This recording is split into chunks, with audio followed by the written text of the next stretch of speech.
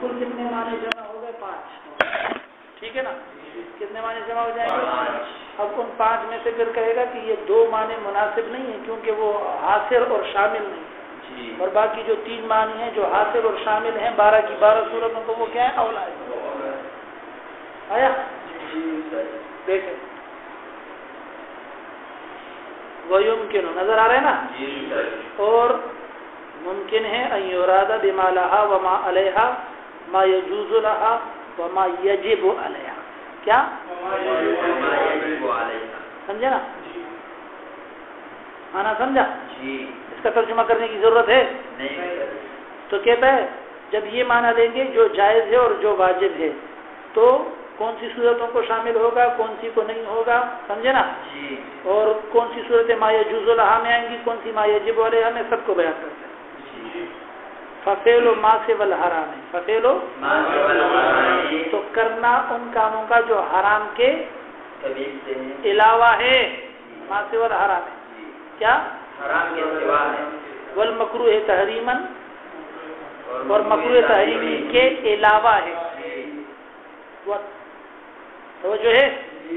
ترک ما سوى الواجب ہے اور چھوڑنا اس کا جو واجب کے علاوہ ہے. یہ تینوں مما یجوز لہا، مما اس قبیل سے ہو جائیں گی جو کیا ہیں؟ بات سمجھ میں آئی؟ وفعل الواجب اور واجب کا کرنا، واجب کا اوپر کیا تھا؟ وترک ما سوى الواجب، سمجھے نا؟ یہاں کیا ہے؟ فعل الواجب. اسی طرح وترک الحرام اور حرام کا چھوڑنا، والمکروہ تحریم مکروہ تحریمی کا چھوڑنا، مما یجب علیہا، مما اس میں کوئی مشکل ہے؟ فبقی فعل الحرام، باقی رہ گئے فعل حرام اور فعل مکروہ تحریمی اور ترک الواجب، یہ سب کے سب خارجین عن القسمین، خارجین یہ دونوں قسموں سے کیا ہو گئے؟ معلوم ہوا یہ معنی جو ہے حاصر اور شامل نہیں ہے تمام اقسام کو، 12 کی 12 اقسام کو. وَيُمْكِنُ اور ممکن ہے ان یراد بما لها وما علیها ما يجوز علیها وما يحرم علیها. آیا؟ ممکن ہے کہ مراد لی جائے ما لها اور ما علیها سے وہ صورتیں جو جائز، وہ قسمیں جو جائز ہیں اور وہ جو اس پر کیا ہے؟ حرام ہے نفس پر، انسان پر. فیشملان جمیع الاصناف، سمجھے نا؟ کیونکہ جائز اور حرام کیا دونوں کو کیا ہو جائیں گی؟ شامل ہو جائیں گی. پھر جائز کے اندر واجب بھی آ جائے گا، جائز کا عمومی معنی لیں گے، سمجھے نا؟ کیونکہ واجب جب واجب ہے تو جائز تو ویسے ہی ہو گیا، صحیح ہے؟ تو شامل ہو جائیں گی تمام اقسام کو، شامل ہو جائیں گی دونوں. فیش ملانے کا معنی سمجھے؟ یہ دونوں معنی شامل ہو جائیں گے تمام اقسام کو. اذا عرفت هذا، اب فائدہ بیان کرتے ہیں آخر کے اندر 5 معنی کے بیان کرنے کے بعد، 5 معنی کے بیان کرنے کے بعد تو پہلی توجیہ کے تحت 3 احتمال اور اس کے بعد 2 توجیہات مزید، تو کل معنی ما لها اور ما علیہا کے ہو گئے 5. اذا عرفت هذا، جب آپ نے اس بات کو پہچان لیا اور 5 کے 5 معنی آپ نے یاد کر لیے تو پھر سنو کہ فالحمل علی وجہ لا یکون بین القسمین واسطۃ او لا، حمل کرنا ما لها اور ما علیہا کو علی وجہ اس توجیہ پر یا اس معنی پر لا یکون بین القسمین واسطۃ، جہاں دونوں قسموں کے درمیان واسطہ نہیں ہے، اولا یہ حمل کیا ہے؟ زیادہ مناسب ہے. واسطے کا معنی یہ ہے کہ جہاں پر کوئی قسم رہ نہیں رہی جاتی ہے بلکہ تمام اقسام کو کیا ہو جاتا ہے؟ شامل ہو جاتا ہے. واسطے کا معنی سمجھا؟ جو قسمیں رہ گئی تو واسطہ ہو گیا نا بیچ میں، نہ ادھر ہوئی نہ ادھر ہوئی، بیچ میں آ گئی، سمجھ میں ہے نا؟ نہ ادھر آئی اور نہ ادھر آئی تو واسطہ آ گیا. تو حمل کرنا اس معنی پر کہ جہاں پر دونوں قسموں کے درمیان واسطہ نہ ہو، یہ اولا زیادہ کیا ہے؟ بہتر ہے. ثم ما لها وما علیہا، اب دوسری بات کرتے ہیں. پھر ما لها اور ما علیہا جو ہیں یتناول الاعتقادیات، یہ شامل ہے کس چیز کو؟ کیونکہ عمل کی قید نہیں ہے، کیونکہ عمل کی قید نہیں ہے. کہ وجوب الایمان ہے، جس طرح اعتقادیات کی مثال وجوب ایمان ونحوہ، اور اسی طرح اور چیزیں، ہاں وجوب ایمان بالآخرت اور ایمان باللہ اور جو ہے حشر نشر وغیرہ، یہ ساری چیزیں کیا ہے؟ وجوب ایمان کے افراد میں آتی ہیں. والوجدانیات، اور اسی طرح یہ ما لہا اور ما علیہا شامل ہے کس چیز کو؟ وجدانیات کو بھی، یعنی الاخلاق الباطنہ، یعنی اخلاق باطنہ کو، یعنی تصوف کو، والملکات النفسانیہ، اور ملکات نفسانیہ کو، والعبادات، اور عبادات کو، جس طرح صلاۃ، جس طرح صوم، جس طرح بیع، اور اسی طرح مزید چیزیں۔ بات سمجھ میں آئی کہ نہیں سمجھ میں؟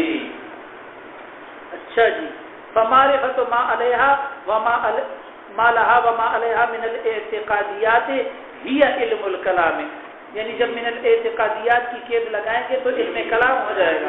ومعرفت ما لہا وما علیہا من الوجدانیات ہی علم الاخلاق والتصوف، سمجھے؟ کالزہد والصبر والرضا، جس طرح زہد ہو گیا، زہد مانے ترک دنیا، کیا ترک دنیا، سمجھ میں آیا؟ دنیا کو چھوڑ دینا، دنیا سے منہ موڑ لینا، اور توجہ الی اللہ، اور توجہ الی اللہ، توجہ الی ذاتہ تعالی، اللہ رب العزت کی ذات کی طرف کیا ہو جانا؟ متوجہ ہو جانا، سمجھ میں آیا؟ جس طرح حدیث میں آتا ہے حضور نے صحابی کو کہا کہ اذهب فی الدنیا یحبک الناس، سمجھے نا؟ یحبک اللہ، جو ہے وہ جو چیز دنیا میں ہے اس سے کیا ہو جاؤ؟ بے رغبت ہو جاؤ، اللہ تم سے کیا کرے گا؟ محبت کرے گا۔ اور جو چیز لوگوں کے ہاتھ میں ہے اس سے بھی کیا ہو جاؤ؟ مستغنی ہو جاؤ، اس کو بھی کیا کر دو؟ چھوڑ دو۔ یحبک الناس، تو لوگ بھی تم سے کیا کریں گے؟ محبت کریں گے۔ رواہ ترمذی، سمجھ میں آیا؟ یعنی لوگوں سے تما نہ رکھو، لوگوں سے تو مجھے کچھ دے دیں، تمہارا سے حرف ہما خالی، تمہارا سے حرف ہما خالی، سمجھے نا؟ تما کے 3 حروف ہیں، طا میم عین، اور تینوں کے تینوں پہ بستہ نہیں ہے، خالی ہے۔ تما خور بھی کیا ہوتا ہے؟ خالی ہوتا ہے۔ والصبر، اور صبر تمام اقسام کے ساتھ، والرضا، اور رضا، اللہ تعالیٰ کی رضا کو تلاش کرنا، وہ حضور القلب فی الصلاۃ، اور نماز کے اندر دل کی حضوری، سمجھے نا؟ کہ دل متوجہ رہے، ادھر ادھر کے خیالات نہیں آئے، ونحو ذالک وغیرہ وغیرہ۔ آیا مسئلہ؟ وہ معرفت ما لہا وما علیہا من العملیات، اور معرفت ما لہا اور ما علیہا کی من العملیات، اعمال میں سے، ہی الفقہ المصطلح، یہی اسی کا نام ہے فقہ اصطلاحی۔ فإن أردت بالفقه هذا المصطلح زدت عملا على قوله ما لها وما عليها، فإن أردت ما يشمل الأقسام الثلاثة لم تزد، اگر تمہارا ارادہ فقہ ہو اس تاریخ کے اندر تو پھر آپ عملاً کی قید بڑھا دیں گے ما لها وما عليها پر، اور اگر آپ کا ارادہ ہو، سمجھ میں نا، کہ شامل ہو جائے تمام اقسام کو، یعنی وجدانیات بھی آ جائیں اس کے تحت میں، اور اعتقادیات بھی آ جائیں عملیات کے ساتھ، عملیات کے ساتھ، تو پھر یہ قید بڑھاؤ گے نہیں، لم تزد، سمجھے؟ وہ ابو حنیفہ رضی اللہ عنہ، اور امام ابو حنیفہ رضی اللہ عنہ، یعنی اللہ اس سے راضی ہو جائے، کیا خبر کے معنی میں نہیں لیں گے، کس معنی میں لیں گے؟ انشاء کے معنی میں، دعا کے معنی میں، سمجھے نا؟ صحابہ کے لیے کس معنی میں ہے؟ خبر کے، اللہ ان سے راضی ہو چکا ہے، سمجھے؟ انما لم یزد هذا القید، انہوں نے نہیں زیادہ کیا ہے اس قید کو، سمجھے نا؟ یعنی عملاً کو، لأنه اراد الشمول، لأنه اراد الشمول، بات سمجھ میں آئی؟ کیونکہ انہوں نے ارادہ کیا کس چیز کا؟ یا یوں کہیں گے کہ انما لم یزد هذا القید عملاً اے قصدا، انہوں نے جان بوجھ کر عملاً کر کے نہیں بڑھایا، لأنه اراد الشمول، کیونکہ انہوں نے ارادہ کیا کہ علم اعتقادیات بھی فقہ ہے، علم اخلاق اور تصوف بھی کیا ہے؟ فقہ ہے، اور عملیات کی بحث اور فقہ کی بحث، مصطلح فقہ جو ہے وہ بھی کیا ہے؟ فقہ ہے، اس میں کیا ہو جائے؟ شامل ہو جائے۔ اے اطلق الفقہ علی العلم بما لہا وما علیہا سواء کان من الاعتقادیات او الوجدانیات او العملیات، یعنی انہوں نے اطلاق کیا اس نے فقہ کا، علم کس چیز کا؟ ما لہا اور ما علیہا کا، برابر بات ہے کہ وہ ما لہا اور ما علیہا اعتقادیات کے قبیل سے ہو، یا تصوف کے قبیل سے ہو، یا عملیات کے قبیل سے ہو، اور یہی سے نام رکھ دیا گیا ومن ثم، ومن اور یہیں سے سمی الکلام فقہ سم الکلام فقہ اکبر نام رکھا امام ابو حنیفہ نے علم کلام کا فقہ اکبر. کیا کہ وہ بڑی فقہ ہے کیونکہ علم کلام کیا ہے سمجھے نا. یہ چھوٹی فقہ ہے. یہ کیا ہے علم تصوف کا ثبوت ان علماء نے بھی سمجھے نا. آج کل ہمارے پاس مشک مولوی کہتے ہیں کہ تصوف وہ بدعت کیا ہے. تو یہ بدعتی تو نہیں تھے سمجھ میں. 4 صدی ہجری کے علماء میں سے ائمہ میں سے کے بارے ہاں وہ یزکی ہے تزکیہ ہے نفس کا ماحول ہی ایسا تھا وہاں ضرورت نہیں تزکیہ نفس. کیا اسی تزکیے کا دوسرا نام تصوف ہے. واجب کہیں نا واجب تو نہیں کرتے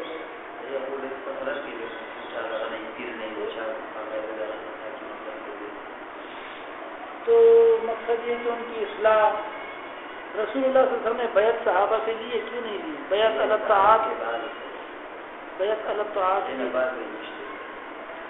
ماحول ان کو پاکیزہ میسر ہو گیا تھا سمجھے نا. اس کے بعد کیوں نہیں ابو بکر صدیق کے ہاتھ سے سب نے بیعت نہیں تو امامت ہوگی تو اس کے اندر ساری بیعت آ گئی. کس نے بنانا پھر بولے کہ یہ جہاد تھا تو جہادی کہتے کہ بیعت الجہاد ہوتی ہے. بیعت الجہاد بھی ہے بیعت الامامت بھی ہے بیعت الطاعات بھی ہے. تو بیعت الامامت کے تحت میں ساری بیعتیں آ جاتی. پھر خصوصی بیعت حضور نے بعض صحابہ سے لیے سارے سب سے بھی نہیں لیے سمجھے نا. تو بہرحال بیعت جو ہے وہ کرو یا نہ کرو لیکن جو ہے وہ ان پیروں اور جو حق پرست پیر ہیں اور بزرگوں کی مجلسوں میں شرکت یہ فائدے سے خالی نہیں ہوتی. اصلاح باطن نہیں ہوتی ہے جب تک صحیح ماحول نہیں مل جائے کوئی صحیح مرشد نہیں مل جائے نہیں ہوتی. سمجھا نا. وہ آدمی کو پتہ نہیں ہوتے اپنے آپ کو کہ مجھ میں کتنے ڈینٹ پینٹ ہیں کتنی غلطیاں ہیں. وہ تب پتہ چلتا ہے جب کسی اللہ والے کے پاس آدمی جاتا ہے جو کامل توجہ ہر وقت اللہ کی طرف رکھتا ہے. بہرحال انہوں نے بھی ثابت کیا ہے تصوف. پھر تصوف کے اندر کچھ زیادہ سختی بھی نہیں کرنی چاہیے لیکن آج کل کے زمانے میں کچھ اچھا پیر ملنا بھی آسان کام نہیں ہے. لیکن اس کا یہ مطلب بھی نہیں ہے کہ ہیں بھی نہیں. اس کا یہ مطلب نہیں ہے کہ ہیں بھی نہیں. ہمارے خود مولانا نعمت اللہ شاہ بخاری بیعت کراتے تھے. امیر صاحب نے تو اس مرتبہ جو ہے تفسیر کے آخر میں بھی کہا ذکر بھی دیے سمجھتے ہو. تو انہوں نے بھی اس بات کو محسوس کر لیا ہے کہ اس کے بغیر فساد بڑھتا جا رہا ہے اصلاح نہیں ہو رہی ہے. اس لیے یہ چیز ضروری ہے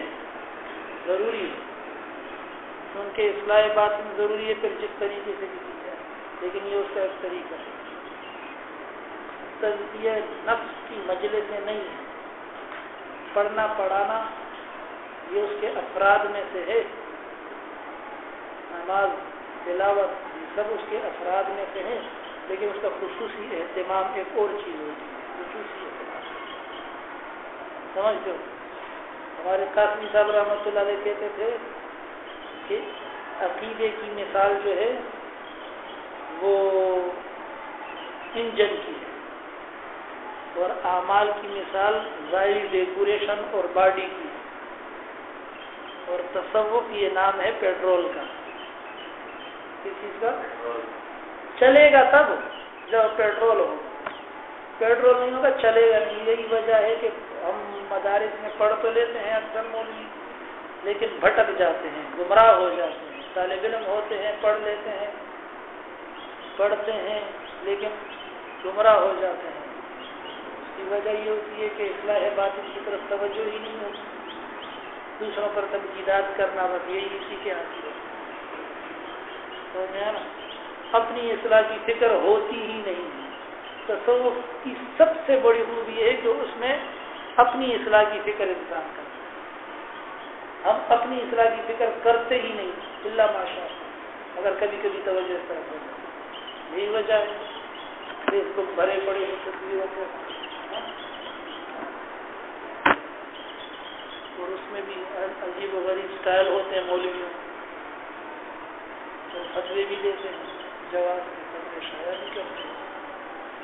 مولانا عبدالغنی جاجروی رحمۃ اللہ علیہ نے ایک طالب علم کو کہا کہ بیٹا تم فٹ بال نہیں کھیلا کرو، کہا فتوے میں جائز ہے۔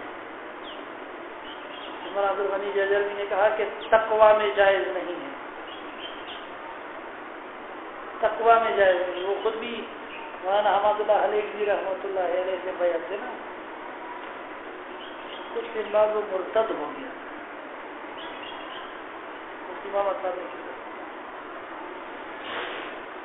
پھر حضرت نے پھر محنت کی پھر اللہ نے پھر ایمان دے دیا، پھر ساری زندگی قرآن پڑھتا تھا اور روتا رہتا تھا، کہتا تھا کہ اپنی اصلاح کرنی چاہیے، دوسروں کی اصلاح بھی درس و تدریس کرتے رہتے ہیں، شکر ہے، لیکن اپنی اصلاح کے بارے میں ہم ٹائم نہیں نکالتے۔ حدیث اس سے بری پڑی نہیں، آپ نہیں کرو کسی کے ہاتھ سے بیان، ہم نے واجب نہیں کہا بیان، لیکن اپنی اصلاح ضروری ہے، اور اس کا صحیح مدرسہ یہی پیران صاحبان ہوتے ہیں جو حق پرست، سمجھے؟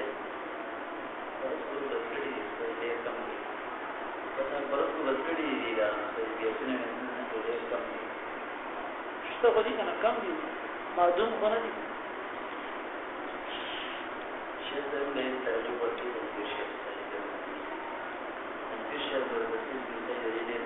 احمد شعیب صاحب اس مرتبہ آئے تھے، آخری مرتبہ استاد جی کے ساتھ بات کر رہے تھے، تو انہوں نے کہا کہ جب سے ہماری جماعت سے تصوف نکلا ہے نا، جماعت ٹوٹ ٹوٹ کا شکار ہو گئی، جب سے تصوف نکلا ہے۔ یہ ان کے الفاظ، ہمارے اسلاف جتنے بھی امت کے گزرے ہیں ان کے کیسے کیسے عجیب و غریب واقعات ہیں، انسان حیران ہو جاتا ہے کہ یہ کیسے لوگ تھے۔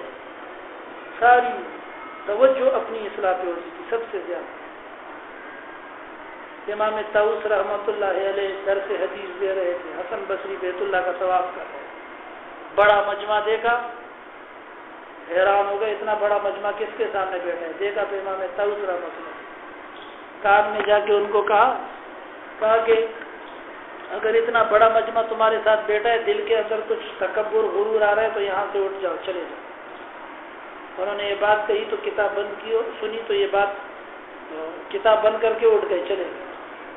ہماری طرح کوئی ہوتا ہم کیا کہتے، تم جلتے ہو میرے سامنے اتنے لوگ ہیں، لیکن ان کو یہ باتیں اچھی لگتی ہیں۔ عبداللہ بن مبارک رحمۃ اللہ علیہ سفر میں سے، جہاد کا سفر تھا یا حج کا تھا، آج ہی رات کو پڑاؤ ڈالا لشکر میں، قافلے نے۔ راوی کہتا ہے واقعے کا کہ میں نے چراغ جلایا تاکہ کوئی رات کو اٹھے تو کچھ نظر آئے۔ کہا تھوڑی دیر بعد میری آنکھ کھلی تو چراغ بجھا ہوا تھا، میں دوبارہ اٹھا تاکہ چراغ جلاؤں، بجھ گیا ہے۔ جیسے ہی میں نے چراغ جلایا، عبداللہ بن مبارک رحمۃ اللہ علیہ کو میں نے دیکھا ایک کونے میں بیٹھ کر رو رہے تھے اور دعا مانگ رہے تھے۔ میں سمجھ گیا کہ چراغ بھی انہوں نے بجھایا تاکہ مجھے کوئی دیکھ بھی نہ پائے، سمجھے؟ میں نے کہا حضرت تھکے ہوئے میں آرام کرو، آپ سوتے نہیں ہیں؟ کہا انی تذکرت اول لیلۃ فی القبر، کہا میں لیٹ گیا لیکن مجھے قبر کی پہلی رات یاد آ گئی، اس وجہ سے نیند نہیں آ رہی۔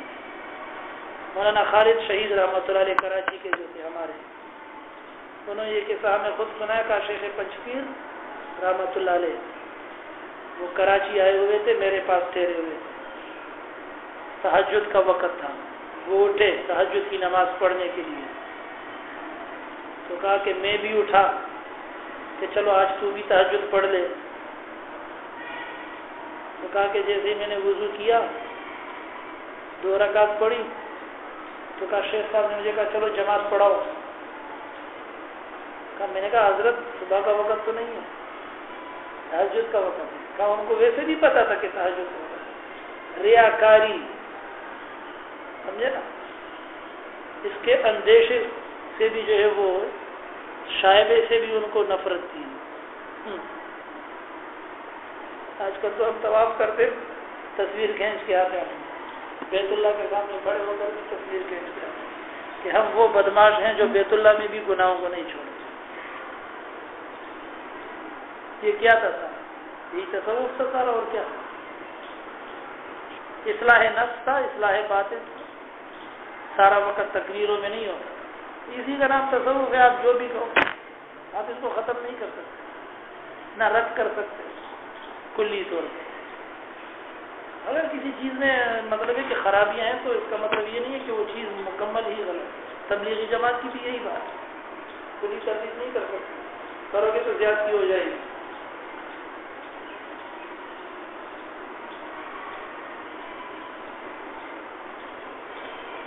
باقی یہ بیعت صحابہ نے کی یا نہیں کی، تو یہ تو سلسلے کو فی الحال، لیکن سندن اس کو ملاتے ہیں ابو بکر صدیق، نقشبندی سلسلہ جو واللہ اعلم بحقیقت، یہ تو 5% 482 میں غالباً کوٹ ہوا ہے بیان کیا، یہ بیان کر رہے ہیں، یہ زیادہ قریب ہے، کھلے الفاظ میں بیان کر رہے ہیں۔ چلو دو چلا لو، اس کے علاوہ تفصیلی چیز وہی جو قرآن میں ذکر